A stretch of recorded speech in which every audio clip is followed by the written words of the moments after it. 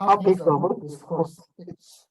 So actually, until the chapter 2, so actually midterm includes until the chapter 2 of the textbook, and then in the chapter 2, we cover the combinational logic. Okay, and then if you see the chapter 3 of the textbook, then the title of the chapter 3 is the sequential logic.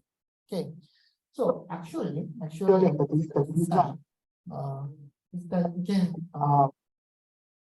we can classify this design into the two different parts, two different circuits, like the combinational logic and sequential logic. Okay, so actually the name of this.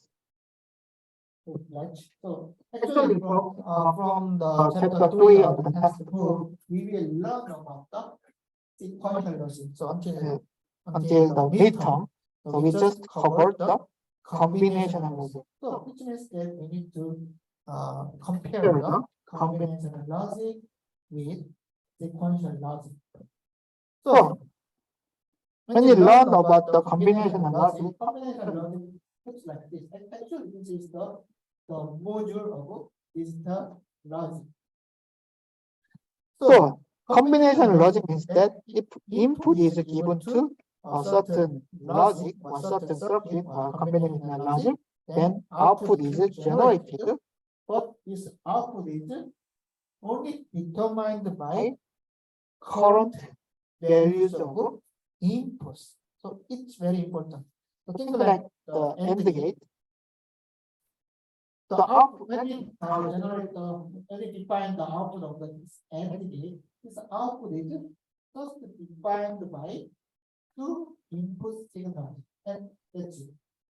So because the output value is determined by only input signals, we can say that the combinational logic is memoryless. So what is the memory? If we just for the previous result or previous value, and it is called a memory. But when you define the combinational logic, the output of combination is only determined by inputs. There is no previous values. There is no previous inputs. So we can say that combinational logic is memoryless. Okay. Then how about the sequential logic? So we can. So I just compare the combinational logic with the sequential logic. So sequential logic has memory, but it does not mean the sequential logic is the memory unit. So when you mention the memory in the computer systems or digital circuits, the memory is just usually memory means RAM, SRAM, or buffer, right? So we can just store our data in the memory. But when we mention the sequential logic as memory, it does not mean sequential logic just for the certain data. But we can say that sequential logic just includes a very short-term memory, okay, to store the previous states or previous values of input.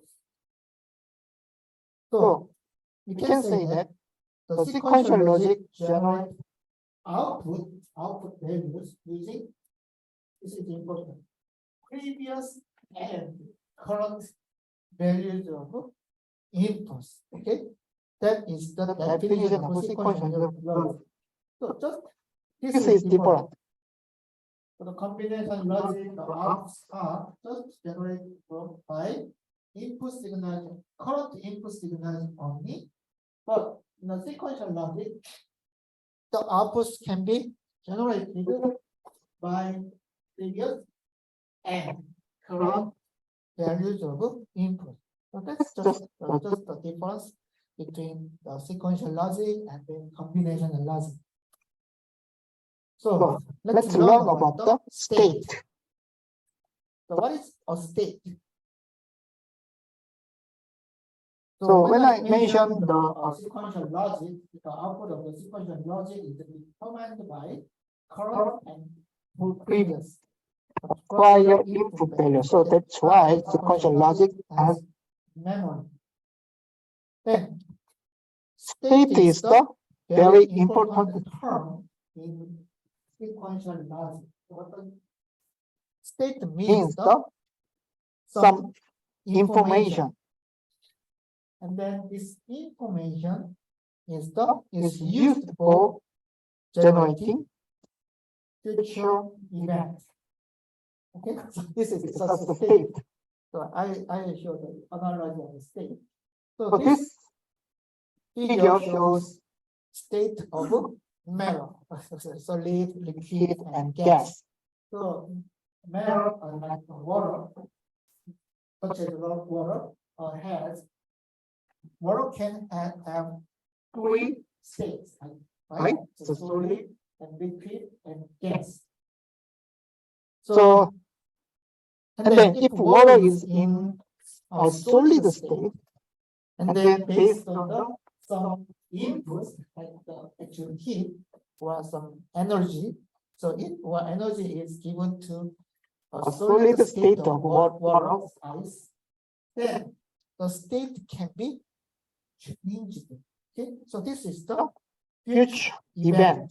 Okay, so the energy given or the heat is given to a solid state of this ice or water. So water, then the state is changing. So it's the same to the sequential logic. When we mention when we generate the sequential logic, then we can just define the states, the current states of sequential logic, right? And then based on the input, the states can be changed. And I said that in the sequential logic, the output is determined by input and the current and previous input, right? So it means that the state of a sequential logic is changed by input signals, so which means that it is related to the previous input, right? Because the state is changed by some inputs, the previous inputs, and the future event, which is the future output of the sequential logic, is determined by state and current input. Okay, and then the state is determined by previous input signals. So we can say that the outputs of sequential logic are determined by current and previous inputs, so which means the sequential logic has memory. Okay, but you need to understand that the memory means the previous result, previous values, and then it means state. So we can say that the sequential logic includes the state elements, not to generate the output signals using current and previous input values. Okay, so state is a very important term of the sequential logic. So this is the characteristics of sequential circuits. So sequential circuit just stores some previous result, previous inputs. So it is determined by sequence of events or sequence of inputs, and then has memory, but it's the short-term memory. It's not. It does not need some memory unit of the computer system. So it just store the very short-term.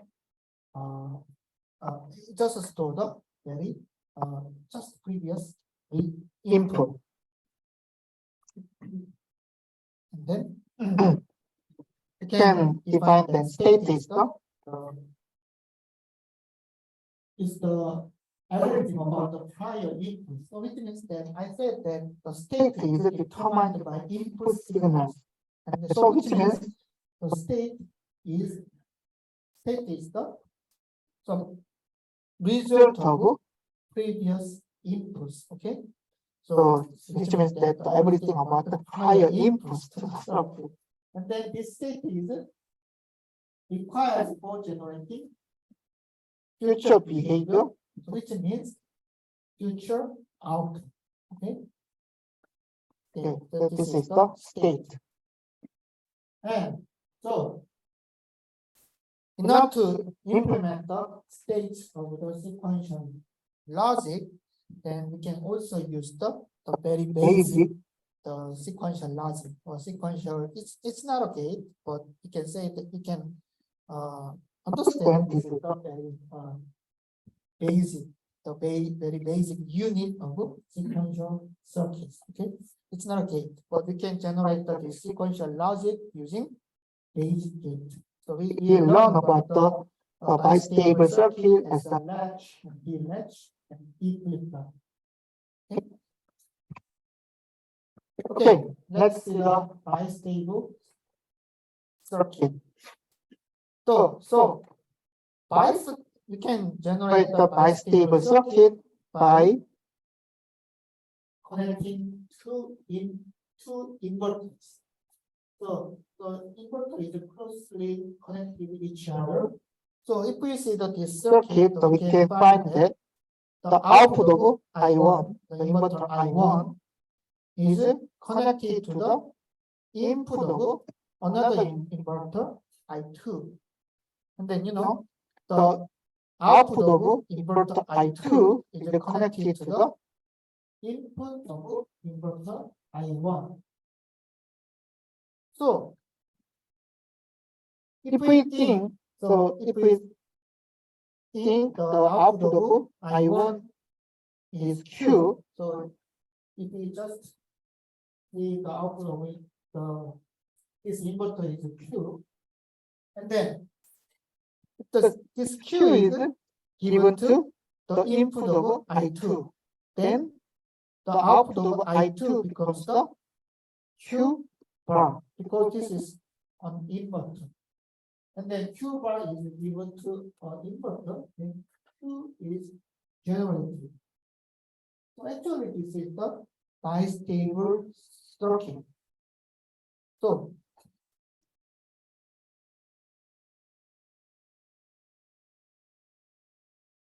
and then this is the figure of the bistable circuit, and we draw this bistable circuit like this. Okay, it's the same. So this is the Q, the output, and then Q bar is the another output, and then the output of this I1, inverter I1, is connected to the input of I2, and then this I2 is connected to the input of I1. And then in this circuit, we can understand that if this value is Q, and then this value is the Q bar. So it means that the output of I1 is Q, and then the output of I2 is Q bar.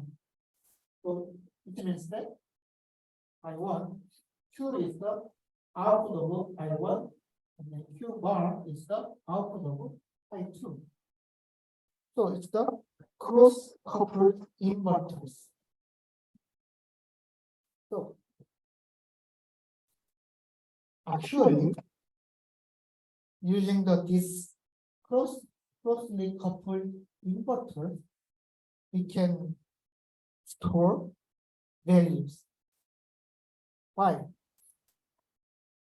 So let us assume that Q is 0. Okay? So Q is 0. So this is 0.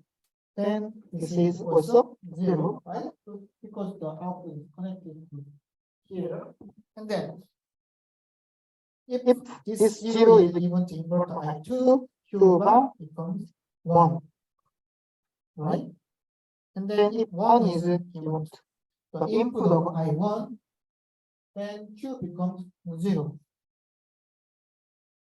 So if we see that this circuit, actually when we learned about the CMOS circuit, the output of basic gate wide output wire. Okay, so it means I1 is driving this wire as 0, so low voltage, and then I2 is driving this wire, the Q bar, as 1. This is the high voltage. It's just driving again and again and again. And then, which means that this value is maintained by this circuit. So, value is maintained. It means we can store a certain value. We can store a certain bit in this circuit. So, do you understand? So in this example, the Q is 0, and then if the Q is 0, this circuit continuously drive the output of this Q as 0. Right? And if that, and then also we can observe that there are no inputs in this circuit, right? So there is only one output signal. And then if the output signal is determined as 0, then the circuit continuously drive output as 0. So which means that this 0 value is stored. It's stored in this circuit. And if output is Q is 1, then it's 1, it's 0, and then this is 0. This is 1, and then this is 1, and then this is 0, and then this is 0. So which means the output Q equal 1 is just continuously driven by this circuit, and then the output is maintained stable. Okay? So which means inside of this circuit, using this closely coupled into inverters, we can store a certain data inside of the circuit. Okay, so actually, which means that you can use the circuit like memory. Okay, so which means the previous value, value is stored, and then the value is driven continuously by the outputs of inverters, which means we can store a certain data inside of this circuit. And this data is maintained. So actually, we did not learn about memory unit yet, but we can implement the memory unit using two inverters like this one.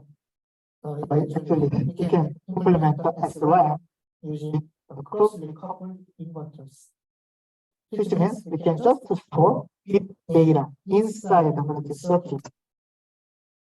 Okay, so this is what I explained. So using this bistable circuit, then we can just store a certain bit data inside of the circuit, but we cannot control the output because in the circuit, this circuit does not have any inputs. Okay, and that's the problem. We can store a certain value inside of this bistable circuit, so we can implement a memory, but there is no input in this circuit, so we cannot control the output of the circuit. So which means that if the output is set as the one of values like 0 or 1, then this value is continuously maintained inside of the circuit. So we cannot control the output of the circuit. Then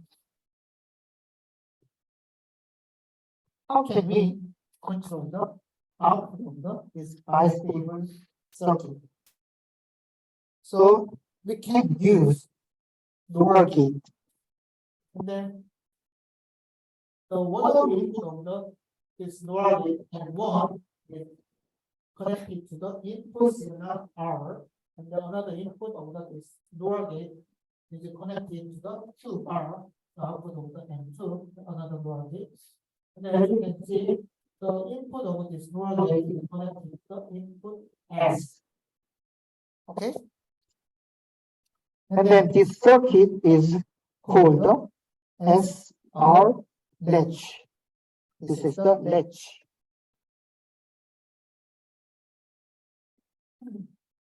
So, and then I believe someone remembered that you must not generate latches in system area. Okay? But actually, the latch is the basic circuit or basic unit in the sequential logic. So actually, so we can implement the flip-flop using latches. So that's why we learn about the latches. Okay.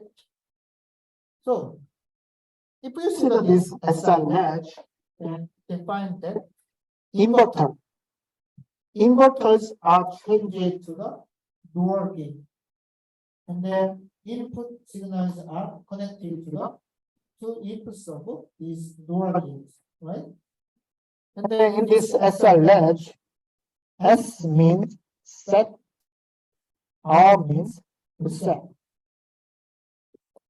So I believe you are familiar with this reset because sometimes our computer is stuck in a certain state, and so which means that the computer is stuck. Then we can just push reset button and then we can reboot our computer, right? But this is the circuit, the reset. Reset means that it's make a certain value 0. That is the definition of reset. And then set means the make a value 1. Okay, it's set. So based on this definition, and we can just expect the operation of this SR latch. So this is the reset input, and then this is the set input. So, and then in the bistable circuit, then we cannot control the output Q and Q bar. But This SR latch is so actually we just changed the inverters into the NOR gate, and then SR latch has the two inputs like reset and set, which means that if set equal 1, then Q becomes 1 because this is the set input. And then I already explained that set means making a value 1.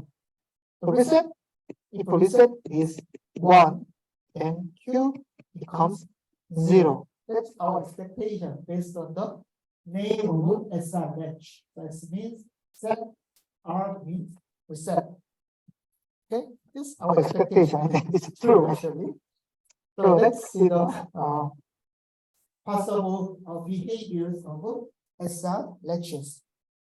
So using actually this circuit has two inputs, then we can with the four possible combinations of input signals, like S equal 1, R is 0, S is 0, 1, and then 0, 0, 1, 1. So we can think about the four possible input values for R input and S input. And then based on these inputs, so let's see the behavior of this SR latch. So the first case, S is 1 and then R is 0. And then we don't know the output of Q. so because the S is 1 and this is the NOR gate, right? What is the output? This Q bar. This is the NOR gate. It's 0, right? Q bar is 0. And then this Q bar is delivered to the input of this NOR gate and 1, and then 0, 0 is given to N1. And the output Q is NOR gate. 0, 0 is the no zero 0 or 0 is a 0. Okay, this is nor, so it's 1, right? Okay. And then 1 is given to the input of M2. So, what can you observe? So actually, this is 1, this is 0. and then if input is S, and then input signal S is 1, and then input signal R is 0, then We can know that Q becomes the 1, and then Q bar is 0. okay, and then this circuit continuously drives Q as 1, and then Q bar as 0. Okay, based on this input signal. So if S equal 1 and I is 0, Q becomes 1 and Q bar becomes 0. and then if S is 0 and R is 1, so which means that So this is the set case because it makes Q as 1. and then this is the reset case. So So the S is 0 and then R is 1, then Q becomes is 1, and then this is NOR gate, it becomes 0, and 0, 0 is 1, 1. So if R is 1, then Q becomes 0, this is the reset case. So based on the two input signals, we can control the output signal Q and Q bar using the SRH. So the result of the behavior. And then If S is 0 and then R is 0, what will happen? so if the Q is 0 and then S is 0 and R is 0, So this is the NOR gate. so then the Q becomes the Q bar, and then Q bar becomes Q after the This NOR gate. And then the two input. So one of input of this NOR gate is 0. So which means this NOR gate is equivalent to inverter. Okay, fine. so A and B is 1, is 0. So one of the input of NOR gate is 0, and this is A, right? But this is NOR gate, so this is A bar. So in the NOR gate, the one of the input is 0, and it becomes inverter, right? Understand? Do you understand? This is very simple, right? So if the two input S is 0 and then R is 0, then it becomes inverter, and then this becomes inverter, and then Q is connected to the one of the input of this inverter. Q bar is connected to the input of this inverter. It's equivalent to bistable circuit, right? Because A 0 or 8 is A, but this is NOR, this is A bar. So, which means using the bistable circuit, that we can store Q, right? The bistable circuit continuously drive Q. So which means if we Right? If we drive inputs as 0 and 0, the set input becomes 0, and then the set input becomes 0, then it becomes bistable circuit, which means memory. It becomes a memory. So which means this value, Q value, is just stored, so just maintain inside of this circuit. Okay, memory. Then what will happen if the S is 1 and then R is 1. so if we just write as 1 and the R is 1, then this circuit becomes an unstable circuit. Fine. So in the OR gate, it is if one of input is 1, then it becomes the output of OR gate becomes 1, so which means that this is 0. Output is always 0, independent of another input A, right? So because of this, if R is 1 and then S is 1, then 0. So Q becomes 0 and then Q bar becomes 0, right? So 0, 0, 0, 0. So actually, Q is 0 and then Q bar is 0. So it's incorrect. Okay. So Q is 0 and Q bar is 0. Q bar, if Q is 0, then Q bar needs to become 1, right? So Q bar is 0. So this is this means invalid state. So if the S is equal to 1 and then R is equal to 1, then the SR latch becomes generate the invalid state. Okay. So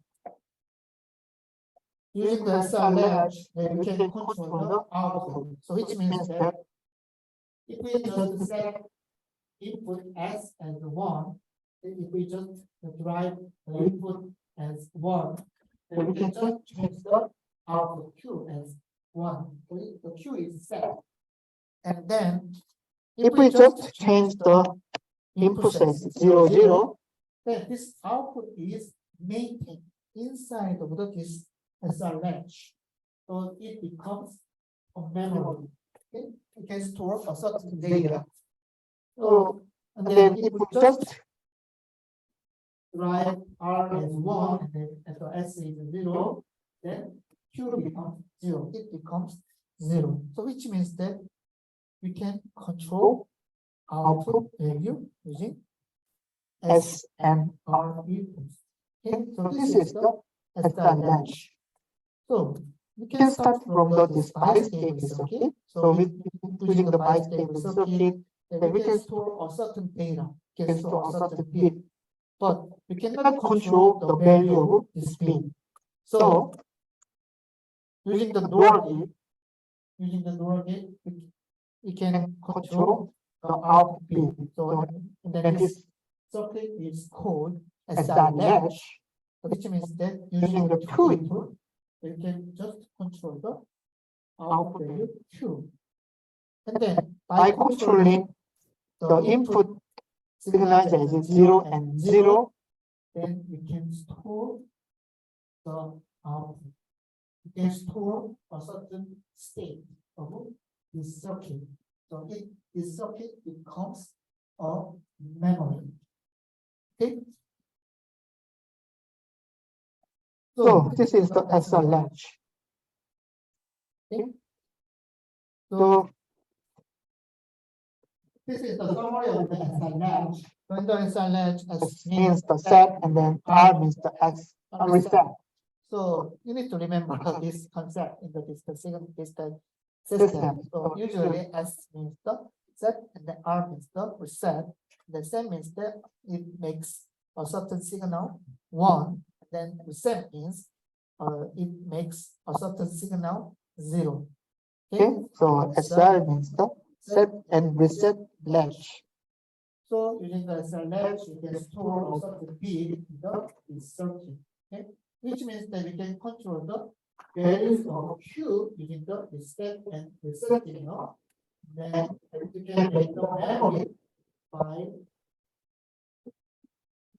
making the S as 0 and then R as 0. Okay, so which means that the value is maintained.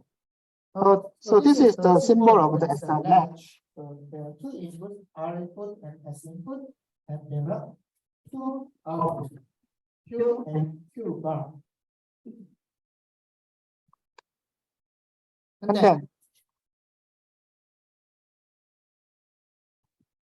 based on the SR latch, we can implement the D latch.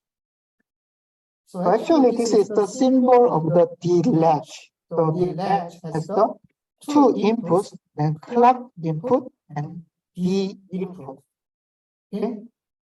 And then also D latch has the two outputs Q and Q bar. So actually, so if we just see the symbol of D latch, so it's actually the same. So actually, D latch has the two inputs and then two outputs Q and Q bar. But you can observe that one of our output is here. One of our input is here. It's a clock input. And then this is the certain input. So actually, this signal, the clock signal, is called the clock.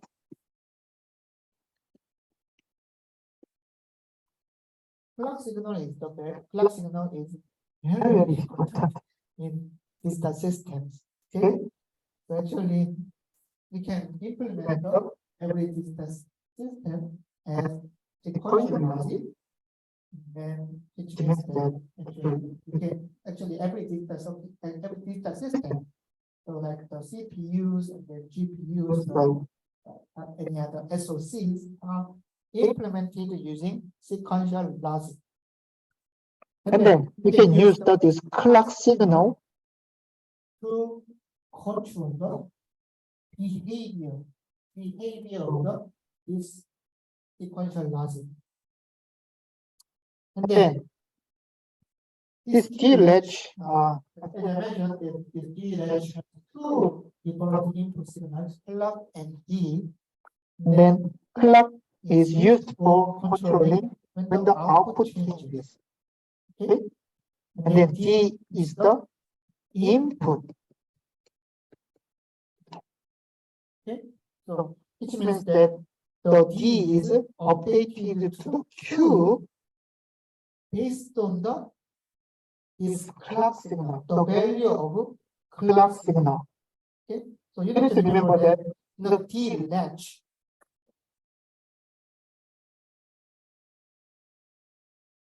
the output is updated by this input D, but this update, the update behavior can be controlled by clock. Okay? So when you learn about the SR latch, the output is determined by input signals R and S. Okay? And then also we can make the memory. But in a D latch, the Q becomes the D, but which means that D is just reflected to Q, but this behavior, the reflection, is the update. This behavior is controlled by clock. Okay, that is the definition of D latch. So this is the function. Okay, so this is the function of D latch. So if the clock is 1, then Q becomes D. Okay, so if the clock is 1, Q becomes D. Q is equivalent to input D. So it's a transparent state. Okay. And then if the clock is 0, then Q holds its previous value. So this is the memory. So Q is just maintained, it's kept. Okay? So there are two different states. If the clock is 1, then it becomes the transparent state. So Q is equivalent to D. And then if the clock is 0, then Q is just kept. Okay? So this is the function of D flip-flop. D latch, not flip-flop. Function of D latch. So when you learn about the SR latch, then SR latch can have four different input cases, but we need to avoid the S is 1 and then R is 1 case. But in the default, latch, the operation of the latch is controlled by this clock signal. The clock is 1, the Q becomes 3, and the clock is 0, and Q is just kept to maintain. So we cannot avoid this case is the latch. Okay. Okay, actually, we can implement the latch with the SI latch. Okay. So This is the clock signal. Okay, the clock signal is, and this is the input D. Okay, and then the clock and this is the P bar is given to the AND gate, and then this AND gate generates the our input and then the input of SI latch. So this is the truth table of the latch. The clock is 0 and D is don't care. So because the actual Q is not updated, then it is 1, 0, 1, 1. Then what will happen? D bar. If the D is don't care, then this is don't care, and then this is 1, and this is 0, right? And then what is S? Because the D is don't care, so D is don't care, but clock is 0, right? What will happen? So It's 0 and it's 0 and this is AND gate. S becomes 0, 0. although input is 0, S becomes 0, 0, right? Right. And then what? How about R? R also becomes 0. So S becomes 0 and this is 0. So it's Q and Q bar, right? It's memory. So SR latch, S becomes 0 and R is 0, then Q is kept inside of this SR latch, of this SR latch. So it's just memory. So which means that clock is 0, clock becomes 0, then it becomes memory. The S, because the S becomes 0 and R becomes 0, so this SR latch. Then how about the clock is 1? So this which means that for this AND gate, it becomes 1, it becomes 1. So which means for this AND gate, it becomes the D bar, and it is D, right? So because in the AND gate, it's one of it is 1 and this is A, it's just A, right? So for this two AND gate, so it means the D bar and this is D, right? So what will happen? So D is 0, then S means the is 0, right? Because this is D, and then R is the 1. So S is 0 and then R is 1, then Q1 becomes Q becomes 0. Q bar becomes 1. This is reset. So So D is same to the Q. Q is the same to the D. And this is different. So D is 0 and this becomes 0, 1 and 0. Q becomes 1 and this 0. This is set. which means that if D equals 1, Q becomes 1. It's transparent. So it means if the clock signal is 1, while the clock signal is 1, then Q is equivalent to the input D. And then if the two clock signal becomes 0, this D latch becomes memory. The Q is just maintained. Okay, so so which means we can implement D latch, which is not as a latch, in the two aggregate inverter. We can generate the truth table of the latch like this. So Result. So we can also implement this latch the system variable So if we use the always underbar latch statement, we can generate the latch. But Usually, and I mentioned that we do not use latch in the circuit, but it's just an example. Okay. So for special cases that we can generate, we can use the latch, but it's just exceptional. So in this example, the three inputs, clock, P, and Q. So actually, the Q bar will be generated, but in the system variable, we don't need to define Q bar. so this is the always latch and begin if clock.